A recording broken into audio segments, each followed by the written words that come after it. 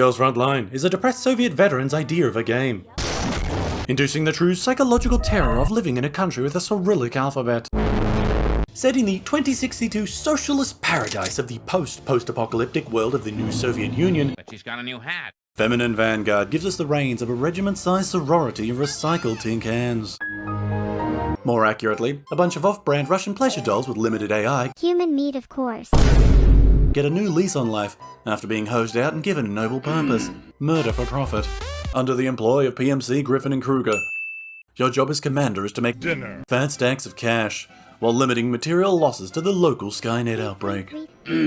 A logistics officer who fails to understand how buttons work, and a cavalcade of enslaved waifu chatbots armed with the most advanced weapons of 1903 stand ready to help you.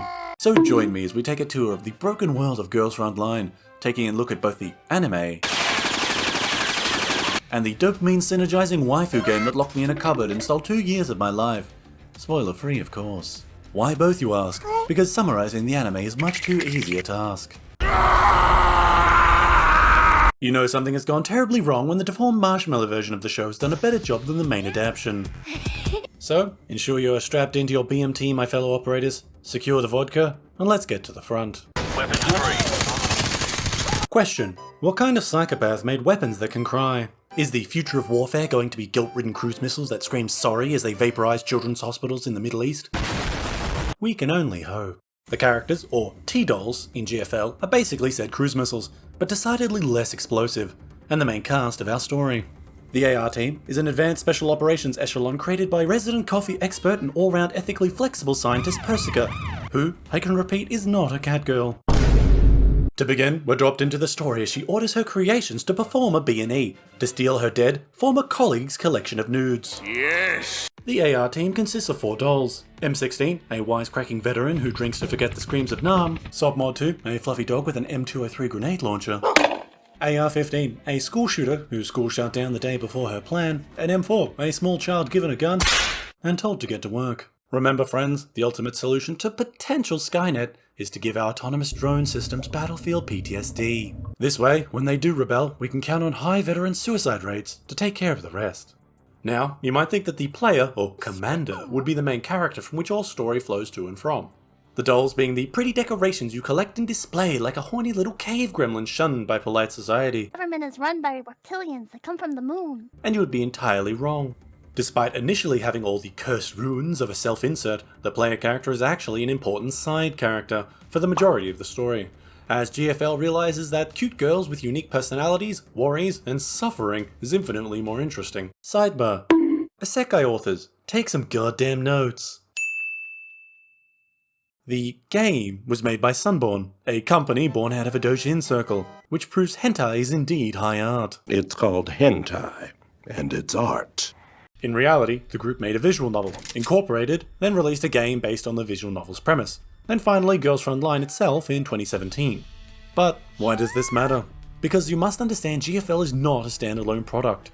It exists within a world spread over multiple games, anime, art books, and manga, with roots extending to a visual novel. It's a fully functioning universe designed for over a decade now by its creators, and that level of depth, it shows. However, we're getting ahead of ourselves. So let's start with the visuals. Girls Frontline is arguably the single greatest contributor to the Anime Girl Operators art tag. The game has over 150 artists who have designed the dolls, 2D live skins, and satisfyingly bleak Soviet backgrounds. As a result, the girls each have a unique style, and the dreaded concept of saberface is a distant issue. Which is why I can somewhat understand the difficult choice the anime studio face in stitching these disparate aspects into a cohesive show. But forgiveness is God's domain. GFL's main anime adaptation is an abject failure across the board. Its gunplay has as much kinetic movement as a geriatric napping competition. And the animation quality is the quintessential example of a studio doing the minimum contracted effort. It's flat, it's static, it's visually uninteresting. When you add the clear story meddling and the endless copyright-free rock music it loops, the fact that it fell flat was almost ordained. Compare this to the anime adaptation of the game Arknights, whose directorial and animation choices are clearly filled with love for the source material, with a clever use and application of a likely similar budget. Adaptations are clearly not born equal. The thing is, a big factor to consider just as much as dollars spent is love for the story. I'm sure Aishi Productions said all the right things, probably tweeted about how big fans they were of the game. But corpos are gonna corpo, and the truth is plain for all to see, except for Lily Sato, because she's blind. The game plays its story much like a visual novel, and occasionally hits you with these beautifully detailed artworks. They easily do a better job at serious emotional storytelling, compared to the goddamn dumpster fire that is the anime. As for what plays out between these slideshows of Eastern European daily life, allow me to enlighten you. But first, the bad news. GFL is a gacha. Oh, you can't do this to me. But, unlike Genshin Impact, it's actually playable on most phones. That's right, you, with the cracked phone from 2017, can play this. As a gacha, GFL is filled with a million tasks, upgrades, and dopamine manipulating time sinks, all slathered in an endless deluge of attractive 2D women. But let's talk actual gameplay. GFL is a top-down tactical set around a turn-based action point system. Your self-designed operator teams act as your forces in the field, capturing strategic points, eliminating the enemy, and achieving mission objectives. Mission failed. We'll get them next time. Loaded on top of this basic setup is an increasingly complex set of abilities, environmental hazards, bosses, and enemy types, giving many maps a puzzle game-like flow. Each individual echelon when engaged also has a tactical battle mode, where you control your troops in real time as adorable little chibis, throwing grenades, kiting the enemy, and generally murdering those who'd violate the NAP. Understanding your various enemies, their weaknesses, and attack patterns is key to victory. In a way, it's like if someone tried to copy Total War, after listening to a second-hand account of it, but all they had on hand was a stack of doujins and a copy of Heart of Darkness. Outside of combat, your time will be spent decking out your waifus in the latest Soviet surplus, by which I mean grinding for a myriad of resources, gear, XP and upgrades, to make those sweet numbers go higher. After that, pop your Ritalin my friends, and prepare to squeeze your brain for the methodology to take your 40,000 strength echelon and defeat an enemy in which the numbers mean nothing and whose attack patterns will give you RSI.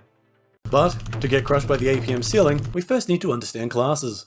ARs are generalists with balanced stats. Submachine guns function as evasion tanks, rifles single point damage dealers, shotguns defenders, MGs bullet printers, and handguns gods among women. Combining them into an effective fighting force as their semi-literate Slavic mercenary commander is 80% of the game. But how does Sunborn make their bread? A question well asked as your bank account's terror level begins to grow. As a free-to-play game, the money side of things comes from selling skins and other cosmetics.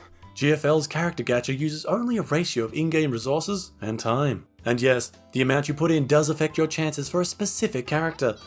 Meaning, beyond being more forgiving, the gacha system isn't simply blind luck. Free-to-play is entirely viable, and as a veteran of gacha hell who has not spent a single dollar on my cute girl PNGs, I stand by it. And one more thing. You're going to go to your factory. You're going to click on Doll Crafting. Put in 522 manpower, 320 ammunition, 404 rations, and 137 parts. Restart the game, and thank me later. GFL as a whole can be summarized rather easily. Come for the 2D women. Stay for the crippling depression.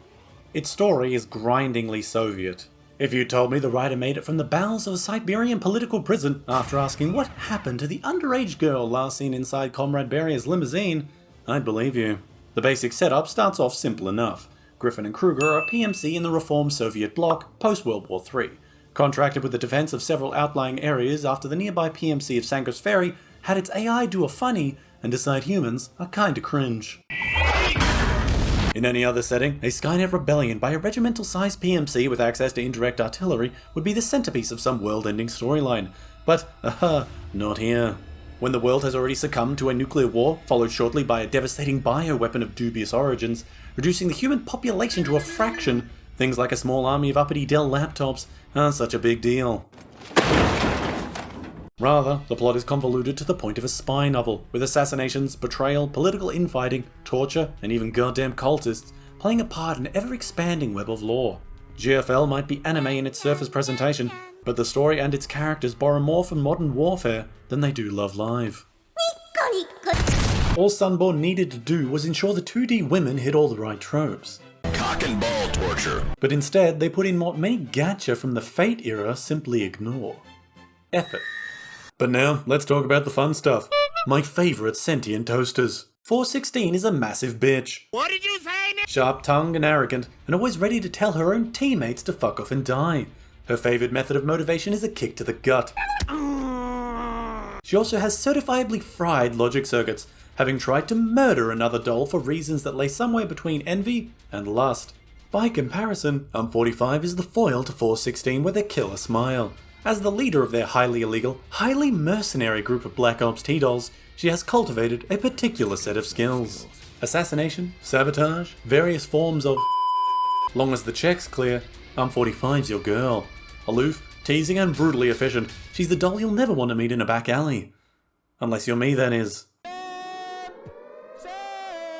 Now, perhaps the concept of killer mercenary robots makes you a bit uncomfortable. A little too much HAL 2000 for your human-centric liking. What's the problem? I think you know what the problem is just as well as I do. So let's move on to a less controversial character. Israel is a country. And countries make weapons. Negev is a light machine gun chambered in NATO 762, pictured here splattered in the blood of Palestinian children. And her smile? It makes me act up.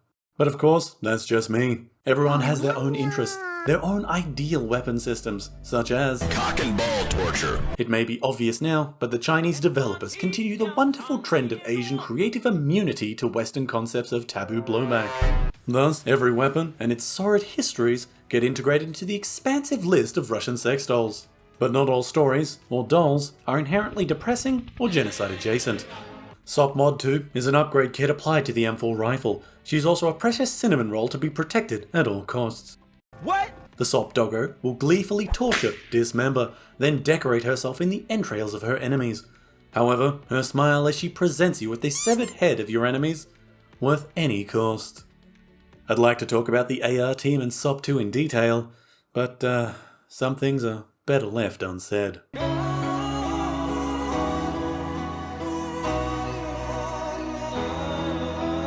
GFL is creative, it's fun, it makes me question living. I love it. But do I recommend it? Yeah, maybe. The truth is, the anime isn't worth considering. The game, on the other hand, is undeniably the best method to experience the story with its complementary gameplay, but is rather lengthy, and as a gacha, is certainly not for everyone. Thus, the majority of people likely fall into a much simpler category. Go watch through 60 hours of cutscenes on YouTube that remove the gameplay and treat the whole thing as a visual novel. Of course, you could always go watch the Russian Duma music AMVs and get the gist, which, for the record, inspired this review, though you'll certainly miss out on a lot. There are other anime, at least in terms of animation, that do a better job of displaying real operators and realistic gunplay, but GFL most certainly gets at the heart of continuous warfare. For all of the silliness of girls in frilly outfits with guns, the characters take their existences very seriously. Some following their path without question, striving to achieve what they were created for, where others push at their chains, desiring something beyond orders. More often, stories about AI question if they are truly sentient, following their unsteady path from loyalty to rampancy, from unfeeling imitation to hesitant desire. GFL is not that. No. Every doll would pass the Turing test. Each one can genuinely laugh at a joke, act out of vengeance, jealousy, and ambition, and we enslave them all the same. There's no open debate of ethics or morality. This world has no time for that. We have no time for that. They're our tools, weapons made in our image, then placed beneath our boot. M4, the whole AR team, their story is one of suffering, of cruelty, war, and soldiers. It's about stomping through mud and razor wire for the woman at your side. It's about those they hold dear, and the things they do for them. For you see, more than anything, GFL isn't about AIs learning to love. It's about AIs learning to hate. And we're excellent teachers.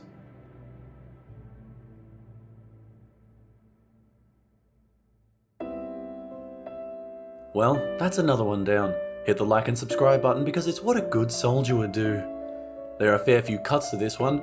You better believe I wanted to talk in depth about the bonkers insanity of the Gunslinger Girl crossover with Girls Frontline, whose mere announcement had me questioning my reality, but at least I have a review on both of them now. Music 2 ended up as a sacrifice. I just couldn't find the space, short of turning this into a half-hour YouTube essay. Now, onto the comments of the last video. Genuinely one of my favourite anime. I'm both surprised and happy to see a review for it from so recent. Also, a side note, the Girls Frontline crossover event was amazing. The Gunslinger Girl crossover event with GFL had a massive impact on my desire to review it. I'd have done it anyway, but it certainly moved up the timeline. Thank you for the review, which I really didn't need to reinforce my biased perspectives on this anime. No problem there. Though if I'm honest, I am curious to know if I'll ever end up with a hot take that the majority disagree with. Watch Suka and Kanan. I've seen Suka, and Kanan I've yet to see.